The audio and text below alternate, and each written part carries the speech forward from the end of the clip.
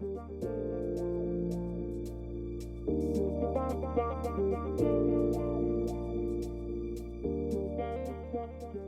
are people around the world dealing with the corona situation? My name is Barbara H. Schmitt, and I have interviewed people from more than 20 countries around the world in a 5 hours Insta Live. So here you can see the result from the interview. Enjoy! Move to the next country, and that's Russia. So let's hear about the situation in Russia. Basically, this whole situation is very new to us in Russia because we heard of it we heard it from the news, but it seemed very far away from us, somewhere in China, maybe even Italy, but still far away. And at the end of February, we started getting the first cases here in Russia. And then almost immediately our government reacted and they imposed limits on people's transportation from country to country. Mm-hmm. And just a week ago, on the 13th of March, we all went into the so-called quarantine, mm-hmm. which is basically not called so by our government, is called an imposed self-isolation, which is like a paid vacation. We all those who are officially employed, they can get compensated by their companies. It's different from company to company. Most companies compensate almost all your salary. Some companies compensate half or whatever percentage. It depends on the authority. It depends on the management. And the thing is, at the moment, that there are a lot of people who work on a daily wage basis, and we don't know yet how the government is going to deal with that because it's all very new to us. Mm-hmm. It just started a week ago. And yesterday there was another announcement made by our president, Vladimir Putin. He said that this self-isolation vacation will be extended until the end of April. So we're going to stay at home with our families. We have to face each other 24/7 for 1 more month, which is not easy at all. As for the measures taken by the government, there are soft measures and there are strict measures, and it depends. It varies from region to region because we are a big country. We have like 85 different more or less independent regions. And Moscow has the biggest amount of cases in Russia. It's like about 3,000 cases, proven cases of coronavirus, infected people. And out of 4,000, 3,000 out of 4,000 altogether for the whole country. So that's why, that's a big number. That's why in Moscow they have strict measures. Mm-hmm. They have strict rules, which means that you cannot leave your apartment without an emergency. Basically. All the schools, gyms, public places locked down and closed in all the country. And the supermarkets, if you need to go to the supermarket or the pharmacy. You can go, but there are also recommendations. You cannot get closer to a person nearby, like 1.5 meter distance. You should keep the distance if you go to a grocery store or a supermarket. Speaking about St. Petersburg, because I live in St. Petersburg, and I can say that people are very disciplined here, really very disciplined. You won't find a person outside. And because when you go out, you won't find anyone. Most people are really staying at home right now. Most people, not most, but maybe 80% out of 100 you meet outside, they would wear a mask. Mm-hmm. And gloves. And there are in general not so many people. I wouldn't say that there are many people outside. And what happens if you break the rule? If you break a rule, nothing will happen in St. Petersburg. Actually, a lot of, not a lot, but not so many people really break the rules in St. Petersburg, I'd say. I heard that they are working out some measures, like some punishments regarding those who break the rules in the regions with the strict with a strict with a big outbreak of coronavirus like Moscow with the strict measures, the people would be fined financially. They will not be taken to prison or something. They will be stopped by police officers.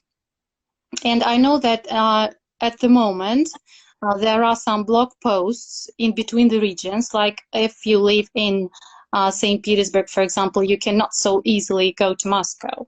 You cannot drive because you'll be probably stopped by a police officer. And well, we didn't try to do that, but as I heard, are you able to drive your own car? Yeah, definitely. Yeah, I can drive my own car. Anyone can drive. You don't need to report anyone where you're going. No, we don't need to report. We are recommended. In St. Petersburg, the measures are so soft because for such a big city, like the city is now about 5 million people, right? For such a big city, we have only 150 cases and two fatalities. But the thing is that, as far as I understand, as far as I read from the news, the virus is not spreading so fast in St. Petersburg right now. We don't get many new cases every day. So that's why we still have the soft measures. I think that if it turns around, if it turns to be, if it's going to get more serious, right, in St. Petersburg, then we'll definitely be imposed with some stricter measures. Yes, and all the schools are closed now, right? You have everything's closed. All the schools, all the universities, gyms, everything, sports schools. A lot of sports schools and regular just state schools, they went online, and kids can watch online classes, which is a relief for parents. For at least 20 or 30 minutes you can get your free time while your kid is learning online or maybe doing some physical exercises online. So which is a relief for us, because at the moment most parents, they continue working, they keep on working online. We have a joke. My husband goes to work every morning right now to the next room. And I keep asking, and I ask him, will you take a bus or will you go on foot today? He said, no, I will go on foot. Do you need a lift? Do you need a lift? I can lift you. No, that'll be fine. I'll get there. And he has all negotiations online, all meetings online in his underpants, and of course in his smart shirt. Yes, of course. Yes. And how about you told me something about the homeschooling. How are you doing that with your kids? Well, my kids are still in the kindergarten. My elder one, the younger one is too young to go somewhere. But I have pupils. I'm a tutor of English. Like from time to time, I teach English to students, and they get their tasks from their teachers online, and their parents are supposed to help them with these tasks, and then they send these tasks back to the teacher online, and the teacher checks that, so they have kind of exchange online. Okay. So that's up to the parents as well to follow up. But how is working that online schooling with the poorest people in Russia? It's a good question. This is actually our biggest concern. And we're kind of anxious because, economically, we don't know how it will turn out. Because a lot of people live from salary to salary in our country. They don't have any savings. And at the moment, as I understand, we had like a spring vacation for school in end of March, beginning of April, and as I understand, they extended this vacation for an unknown period of time, which is the end of April now. And the poorest family I guess. I can only guess. They try to keep the track with their facilities, like if they have an internet connection. And I think almost everyone has an internet connection now, like in big cities, in St. Petersburg and Moscow. So they would definitely be able to join this online education. Because that's like That's for free. That's for free. You don't yeah. have to pay anything extra. Okay. Great. So we are running out of the time here. Thank you very much for giving us this interview and sharing all this briefly information about Russia. Yeah, thank you very much for inviting me.